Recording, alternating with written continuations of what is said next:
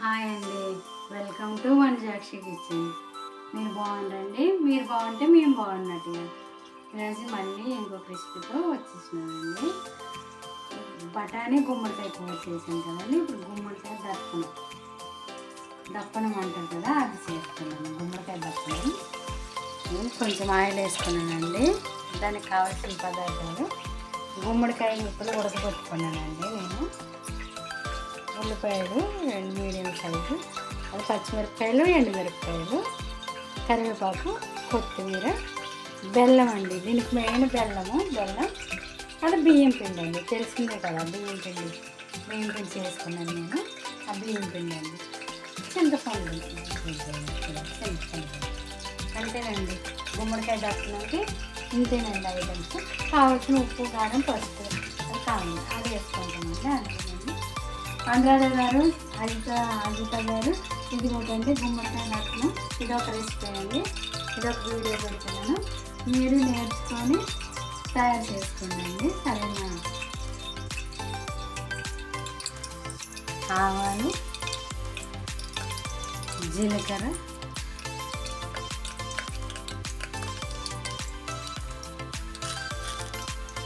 కొంచెం శనగపప్పు, కొంచెం మినప్పప్పు. ఈజీగా మంచిగా హెల్దీ ఫుడ్ అండి ఇది.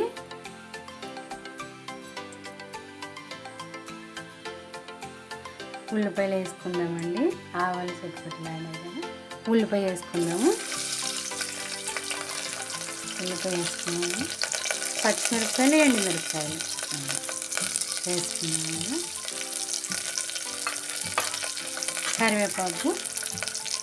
ఇలాంటి కూరలు మళ్ళీ వండుకుంటూ తినండి అండి, చాలా మంచిది హెల్త్కి.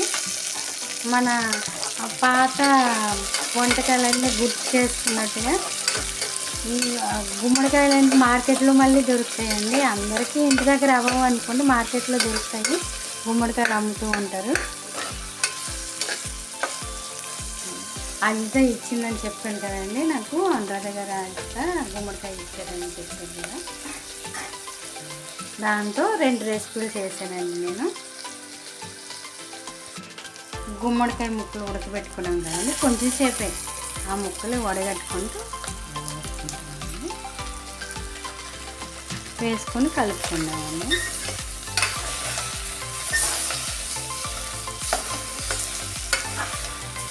ఉప్పు, కారం, పసుపు, కొంచెం ధనియాల పొడి, జీలకర్ర పొడి వేసుకుంటూ కలుపుకుంటూ చింతపండు పులుసు పోసుకున్నామండి.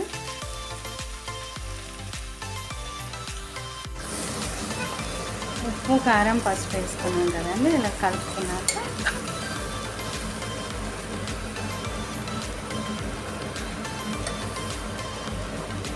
చింతపండు గుజ్జు వేసుకుందామండి. మనం దప్పనం కదా,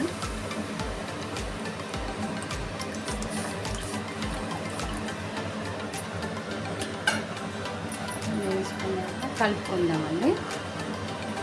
ఈజీ. గుమ్మడికాయ కూరలు చేయడం చాలా ఈజీ అండి. ఎన్నో విధాలుగా ఎన్నో రకాలుగా చేసుకుంటారు. నేను ఇప్పుడైతే మీకు రెండు రెసిపీలు చూపించాను. మీరు మళ్ళీ నేను ఎలా తయారు చేసాను అలా తయారు చేసుకుని టేస్ట్ ఎలా ఉందో చెప్పండి అండి. ఇప్పుడు బెల్లం వేసుకున్నాము.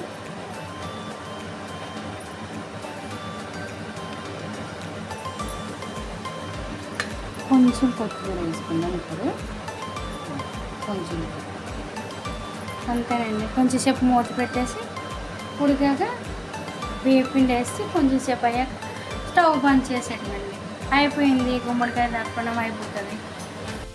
కొంచెం సేపు అయ్యాక ఇలా అది చింతపండు పులుసు వేసాం కదా, ఈ ధనియాల పౌడర్, బెల్లం వేసాం కదా, భలేగా ఉంటుంది ఇది పులుసు, బాగుంటుంది.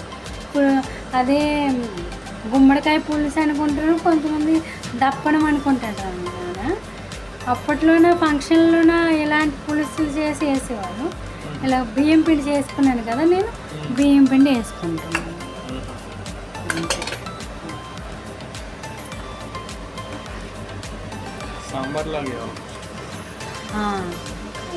ఇది అన్నిటిలోనికి బాగుంటుంది, మంచిగా ఉంటుంది.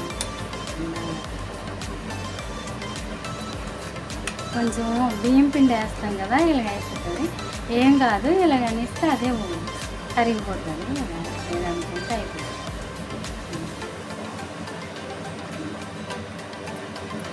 మనం వేసేటప్పుడు ఇలా కలుపుకోవాలి. కలుపుకుంటే అయిపోయింది నాన్న. గుమ్మడికాయ దప్పనం రెడీ. చూసారండి అనురాధ గారు, అజిత, చూడమ్మా ఇలానే చేసుకోవాలి గుమ్మడికాయ దప్పనం రెడీ. నా రెసిపీ మీకు నచ్చిందండి. నచ్చితే లైక్ చేయండి, షేర్ చేయండి, సబ్స్క్రైబ్ చేసుకోండి. వంట థ్యాంక్ యూ అండి. బాయ్.